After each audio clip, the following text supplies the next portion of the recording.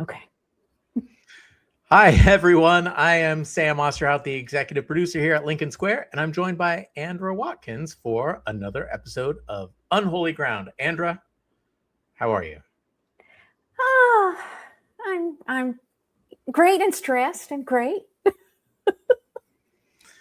Oh my God. It just never ends. This is so dumb.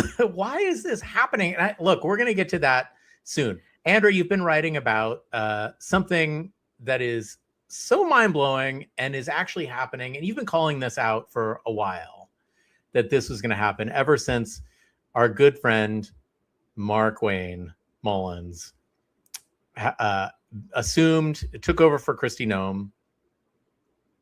You have said that they are going to plan on some form of border closure. And this week, it turns out that he's kind of injecting this into into the public domain. Like, he's going to do this. And I'm going to play a clip in a second, and then we'll tee off of that. And we'll get to Mark Wayne in a minute. But the connections you make this week in your Substack are kind of mind-blowing, because closing the border in and of itself, in what Mark Wayne is talking about, doesn't appear to be white Christian nationalist. But everyone who's been watching this show, you know better than that. Let me play this Mark Wayne first. One second. Okay. To the next topic is that you presented this yesterday. Right. You're drawing up plans to halt international flights to anywhere the sanctuary cities, Chicago, New York, Los Angeles. So no more international flights to those airports? No, I wouldn't say all of them. I'm saying when we have situations, what's happening in New Jersey right now, when we have to prioritize where we put federal employees because local law enforcement won't help protect their streets, not federal streets, city streets, and keep them from barricading and causing harm to our employees, then we have to decide where we're going to prioritize our federal employees. So we're not going to halt the flights. What we're saying is we just won't be able to process them because we don't have officers there. We're having to pull out our Customs and Border Patrol officers that process these flights and put them in these facilities to help protect our employees coming out of work. That, by the way, and that's not their job. So what he's saying is he's not stopping the flights. He's just He not effectively is stopping the flights. Yeah, right. If you can't process them, the airlines are not going to bring them in. Yeah. No, they can still come. They just can't get off the planes. Yeah. And the airlines are totally going to want to feed and water all those people. Oh, for sure. Yeah. Sure, well, they're going to do that. Build an ice facility, and all of the Europeans are going to want to come and just spend their vacation in an ice facility at the airport. So I want to get to that policy here in a minute, but you have been sounding off on this word worldly. And I think to me, it sounds like a compliment. If somebody called me worldly, I would be like, oh, well, I do try. It means well-traveled. It means well-read, cultured, knowledgeable, thinking critically. But inside of white Christian nationalism, you've written, it's one of the worst insults there is. So tell me about that word. One of the reasons that I believe they have been so successful at demonizing the word woke is because they equated it within their white Christian nationalist circles with worldly and worldliness. And in those circles, it's a completely different meaning. If you're a worldly person, that means you're sinful. It means you're not following the tenets that your white Christian nationalist pastor is laying out for you from his interpretation of the Bible. It means you are dabbling in things that could cause you to backslide. That's a Christian nationalist word. To fall away from the Lord. That's a Christian nationalist phrase. And start questioning the path that you're on in white Christian nationalism. You could be attracted to things that would tempt you away from your faith. And so they have a whole cadre of things that they deem to be worldly and worldliness. And that is an insult. It is a slur. It is something that you are drilled into. It is a fundamental part of the indoctrination that you are not to be worldly. They corrupt something that Jesus said about being not of this world and say that we're supposed to be in the world and not of the world. If you're a white Christian nationalist, they take that meaning of what he said and pollute it. And they also go into Paul's admonitions in Romans to be not of the world, but be transformed by the renewing of your mind. And so they use those verses and texts to tell white Christian nationalist congregations that they have to be separated apart. It's part of why they have their own language. It's part of why they developed that. It's part of why they had their own schools for so long. We have to be separate and apart because we have to avoid even a hint of worldliness. And Mark Wayne Mullin is a classic example of someone who would be highly radicalized by and steeped in that type of thinking. So I'm going to save Mark Wayne for a couple of questions down the road, because I think he's worth a deep dive. He's not worth a deep dive, but I think we ought to get into Mark Wayne a little bit to understand where he's going. Of course, we've talked about Mark Wayne before on the show.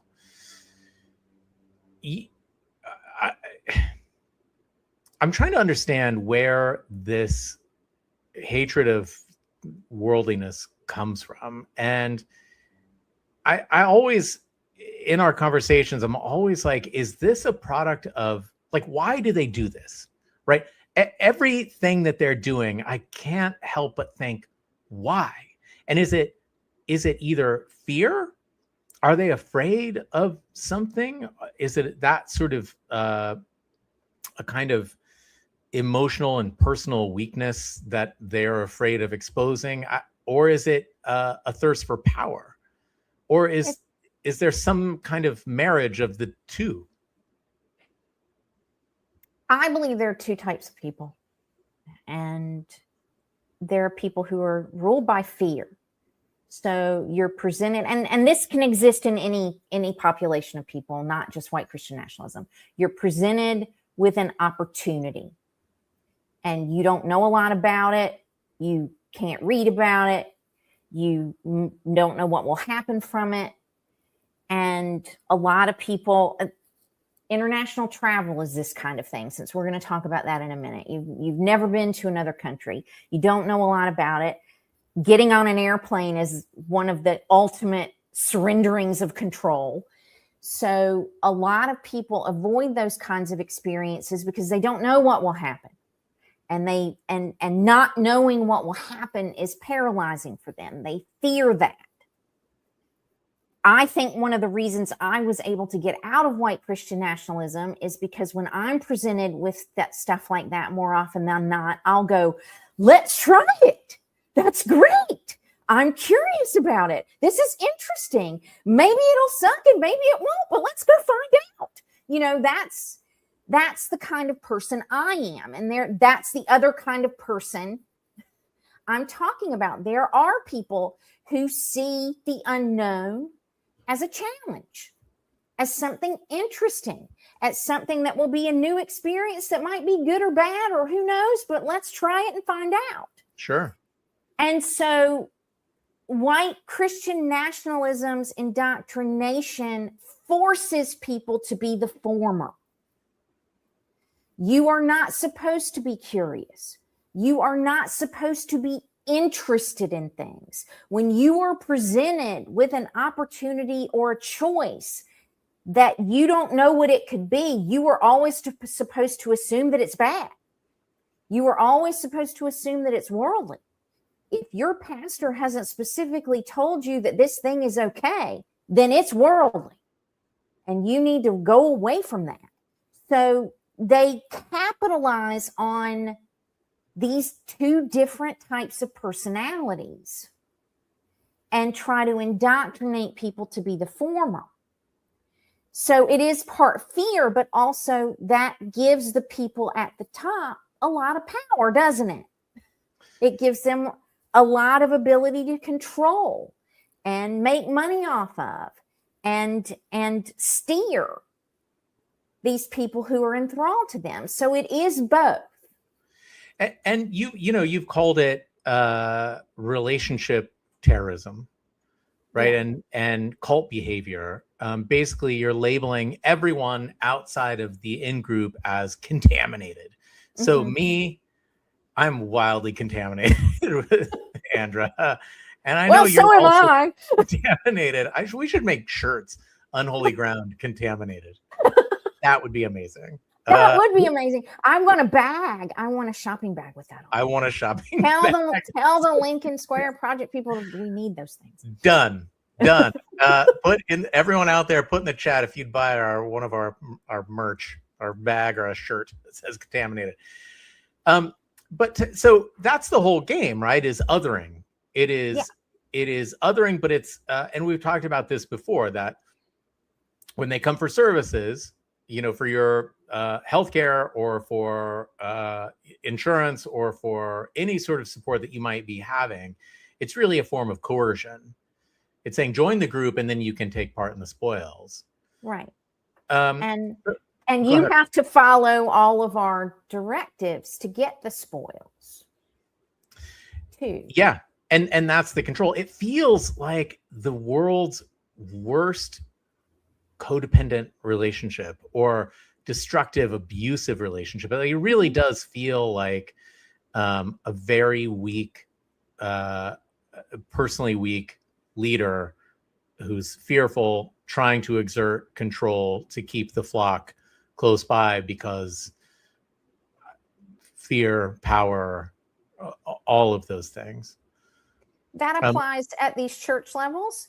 It applies at the billionaire oligarch, overlord level as well. I mean, we can use that image of all these people who are trying to control us and surveil us right now. It's true of all of them. Yeah. So everyone, if you're just joining us, this is Unholy Ground. And today we're talking about the word worldliness, the single word that tells you who a Christian nationalist trusts and who they've been taught to fear. And it is making its way into federal policy by one Mark Wayne Mullin. He runs the Department of Homeland Security. He's 48, a former plumbing company owner and undefeated MMA fighter from Oklahoma, who replaced Kristi Noem in March. He's Pentecostal, a member of the Assembly of God, and he runs with a Tulsa group called City Elders, which is a new apostolic Reformation network whose stated mission is, quote, governing the gates of every city in America to establish the kingdom of God. The gates, right? Here we are. The man who believes cities have spiritual gates to defend is now in charge of the literal gates of our country, the airports. Yeah. And, City Elders is a very radicalized, for people who've learned from me about Christian nationalism. That is a branch of the Seven Mountain Mandate crowd who believe in that structure of dominion. They are dominionists who believe they have to control every aspect of government and society so that Jesus can come back and rule the earth. And so that is what someone like him is working toward with a policy like this. That's what he's working toward. He won't ever say that. They don't talk about it. They keep this kind of stuff to themselves. That's part of dominionism too. They keep that on the back burner. But that is what's driving a policy decision like this for him. Absolutely.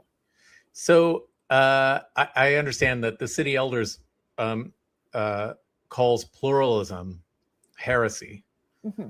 And it treats American democracy as subordinate to something called kingdom citizenship. Yes. So what the fuck is kingdom citizenship? Pardon my French. I need to do a newsletter on that because I haven't done one. So I need to write that down. Kingdom citizenship means you are a member of God's kingdom first. This earthly kingdom doesn't matter. Your nationality doesn't matter. This is one way that they fuse with the techno-feudalists so well. Right. Your nationality doesn't matter. Your planetary citizenship doesn't matter. All that matters is that you are a member of God's kingdom. And you're a member of their God's kingdom, whether you want to be or not. They don't care how you feel about it. They say you're a member of it. They say you're going to be a member of it. And so, they believe as dominionists that they have the right to force you to go along because you, terrible, worldly, horrible person, is preventing Jesus from returning because you're not going along. You're ruining their opportunity to be in heaven and have heaven on earth by not going along. That's how dominionists are taught about the end of the world and how Jesus is supposed to return. The world has to be perfect and ready for him. And so these people believe they have a right to make you a kingdom citizen so that Jesus can return and that can happen for them. So, and we talk about this a lot about the sort of criminalization of dissent, shutting down dissent. And this is, and I want to get to the closure of the airports in a second, but this is Mark Wayne on dissent. ICE has to go out there, remove the barricade, and then you have one of the senators complain because he got splattered with a pepper ball. I'm sorry, you probably shouldn't have been there. So that's him talking about Andy Kim, who was out protesting and not just protesting, but being present and asking questions. And Mark Wayne is saying, ultimately, sure, you can be out there, but we're going to shoot you. Right. And so how seriously, look, I know that when you first said that, look, Mark Wayne, which is, I just saying Mark Wayne hurts my soul.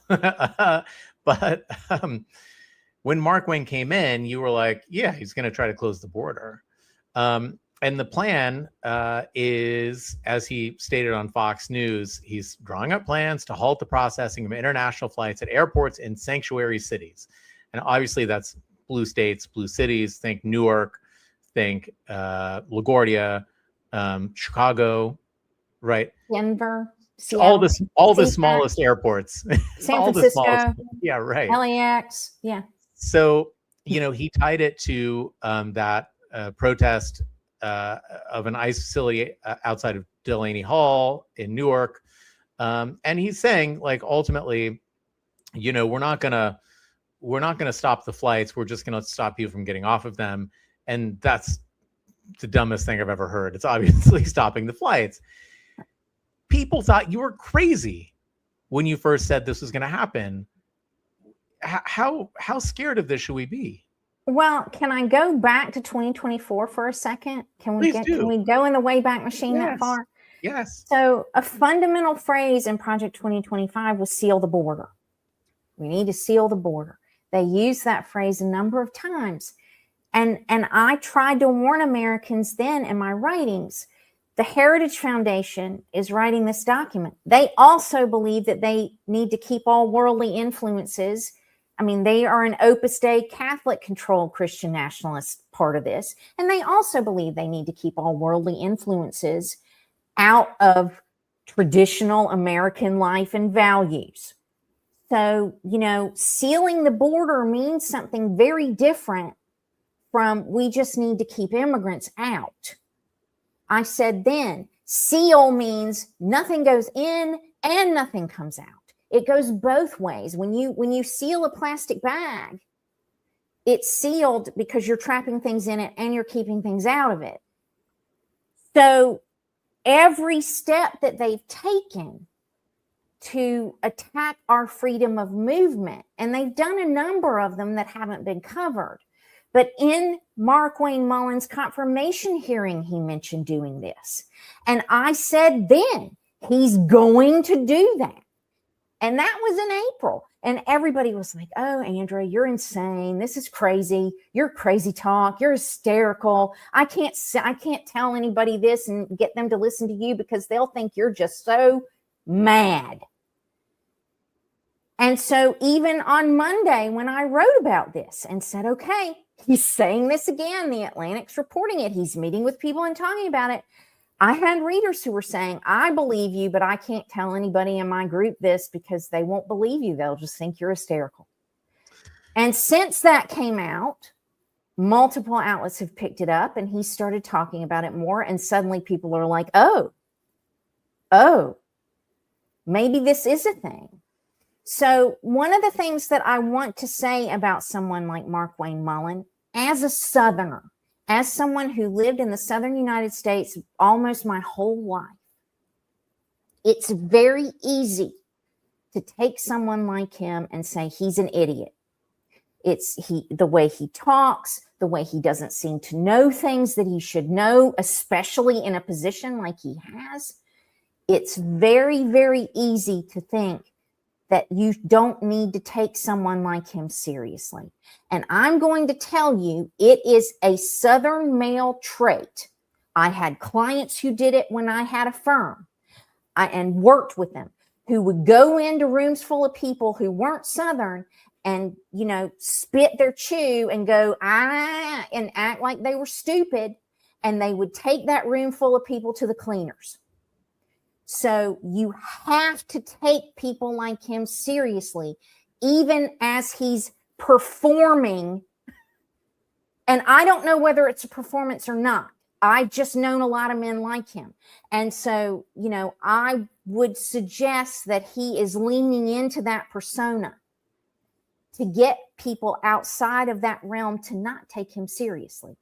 Take him seriously. Don't make fun of him.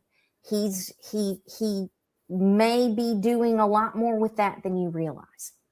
And for what it's worth, I think you can be strategically effective and still stupid, right? Exactly. I think you can have bad ideas. Exactly. And be really good at implementing them. And I also think, at best, or maybe at worst, I don't know, his stupidity is a little bit like rust on a steel beam.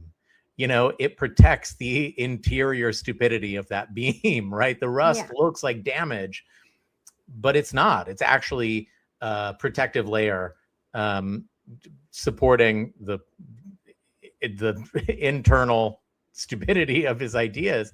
And I think that's one reason none of us believe this stuff. And none of us believed Trump would invade Iran because it's stupid, right? None of us believed he would go into Greenland, and he still may, because it's dumb, right? The tariffs, so dumb. ICE invading American cities, that is ridiculous. It is the dumbest thing. And so none of us believe that's going to happen because it defies reason.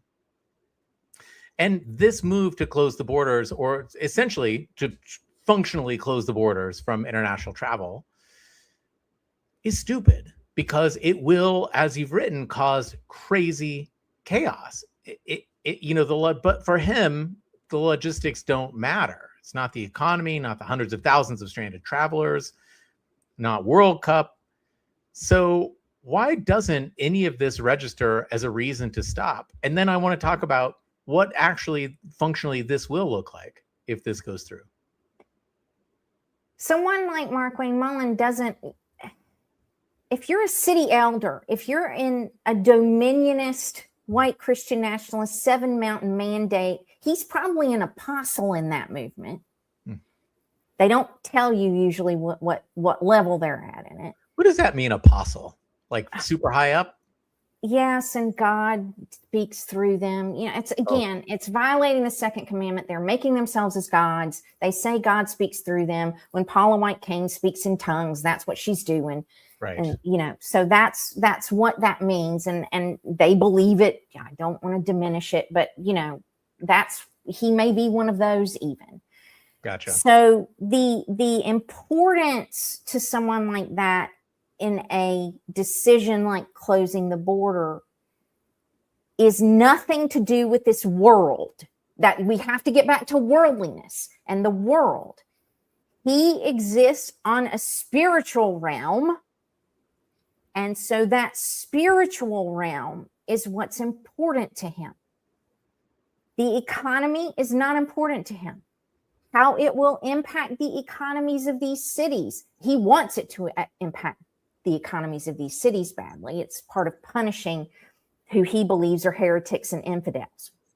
So, that's part of it, but he doesn't care how that impacts the people there or anywhere else, because if you close an airport like Newark, it's not just going to impact Newark. That is a vein. It trickles out all over the country. Sure. So it's an going to entry impact. point. When people go to Pennsylvania or New Jersey or New Hampshire or Delaware, they go to a major airport. That's how people enter the country. It's going to impact everyone.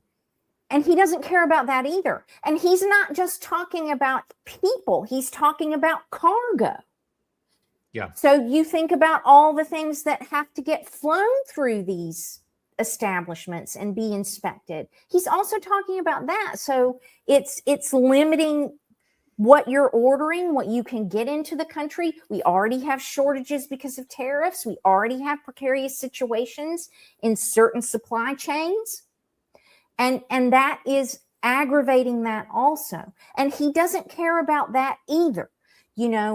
Accomplishing his mission to make the United States holier and more godly and more like his vision of what it should be is more important than how many people suffer. It's more important than how much money is lost. It's more important by how many people are inconvenienced. All that matters to a person like Mark Wayne Mullin is, I am making the world look like I believe it should to prepare for Jesus' return. Yeah. That's it. I think that the logic of it is so absurd, right? That, look, if you're not going to let ICE target brown people, then we're going to blow up the economy and close our borders. It is destroying the world, right? It's the ultimate cut off your nose to spite your face. But if you don't believe that that's something they're willing to do, you just have to look at our immigration policy in general, right? Like the whole policy is to make America so terrible for brown people who weren't born here that they want to flee, right? It is punitive. It is saying we are absolutely willing to make you suffer a lot and suffer deeply. We will take your children from you, your newborns, your babies, and we will disappear them. Does that sound like a place you want to be in? No, then you should go back, right? This is what they are always willing to do. So I want to, you say in your work this week that failing to implement didn't mean it. And I want to talk through why that distinction is so important. All along in this 50-year journey toward where we are now, they started this whole thing in 1973, even though there are people who can argue that this is just a continuation of the Civil War and all, we can argue that. I don't disagree with any of that either. But this particular organization of this started in 1973. So all along, they've been building toward this thing that they're doing. And one of the ways that they do that so well, and it's a narcissist tactic, it's an abuse tactic, is you come out and you say, I'm going to do this thing. I'm going to do this crazy thing. And everybody freaks out and everybody gets hysterical and everybody says, what are you talking about? And everybody says that will hurt me. And so then the abuser goes, oh, I didn't really mean that. You're overreacting. That's crazy. Of course I wouldn't do that to you. And then they come along later and they sneak it in somewhere else. And that's what these people have been doing for 50 years. They come out and they say, we're going to ban abortion. Oh, they'll never do that. And they work for decades to get Roe overturned.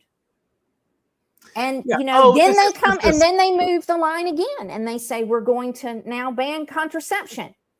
Oh, they'll never do, and so that's what he's doing here. So my point is, even if they don't close airports from this proclamation, it is a signal of where they're going and at what they will be willing to do at some point. They're always signaling those things. And so that's what I mean. A failure today that everybody can look at me and say, well, you were hysterical and he didn't do that because you said he would after the World Cup, doesn't mean that he won't do it in 6 months. That's always how these people have operated. Yeah, it's interesting, the patience that they have. Mm-hmm. Kind of terrifying, really. And it's, speaking of blocking abortion and ending abortion, even when it went to the Supreme Court, they were like, well, we're not ending abortion. This is states' rights. We think the people should decide. States' rights, coincidentally, was what the Confederacy said in the Civil War. Yeah. We don't, we're fine abolishing slavery if that's your thing, but it should be up to the states, right? That's not at all what they meant. No. So look, we're running low on time, but for someone who's watching this and who has booked international travel, Godspeed. By the way, I wish I was going with you. Or anyone who's just rattled by this, what's the one practical thing we can do this week? Well, there are several things. If we have a couple minutes, I'll go through several things that I think that people ought to realize. I don't think he'll do anything like this until after the World Cup, which ends on July 19th. So he may hit Newark or something like that because he's really mad at Andy Kim. But, I see this being more a thing since FIFA has invested so much money and given so much money in fealty to the regime. Did he win the FIFA Peace Prize? Yes. Yeah. Yes, So he did.